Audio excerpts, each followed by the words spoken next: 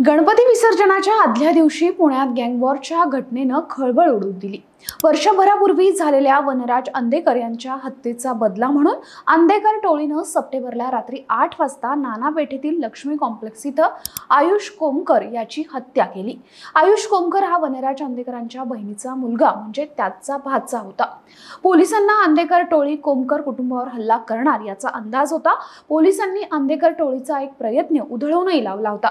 मात्र अखेर 5 सप्टेंबरला अंदेकर टोळीनं आयुष कोमकरची हत्या केली। यानंतर पुण्यात तणावपूर्ण परिस्थिती निर्माण झाल्यानं पोलिसांनी आयुष कोमकर याच्यावर अंत्यसंस्कार करू दिले नव्हते।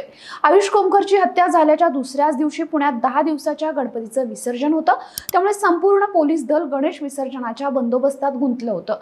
अशा परिस्थितीत आयुष कोमकरच्या अंत्यसंस्कारासाठी अतिरिक्त पोलीस फौजफाटा उपलब्ध करून देणं शक्यही नव्हतं। आयुषच्या हत्येनंतर जयंत कोमकर, संजीवनी कोमकर आणि गणेश कोमकर यांच्याकडून पॅरोलवर त्यांना तुरुंगातून सोडण्यात यावं अशी मागणी करण्यात आली होती। हे सर्वजण नागपूर मध्यवर्ती कारागृहात आहेत। त्यांना पुण्यात येण्यासाठी वेळ लागणार होता। या कारणामुळे पुणे पोलिसांनी आयुष कोमकर यांच्यावर लगेच अंत्यसंस्कार करणं टाळलं होतं। पोलिसांनी आयुष कोमकरचा मृतदेह ससून रुग्णालयातील शवागारात ठेवला होता। हा मृतदेह आज बाहेर काढला जाणार असून संध्याकाळपर्यंत त्याच्यावर अंत्यसंस्कार केले जाणार आहेत।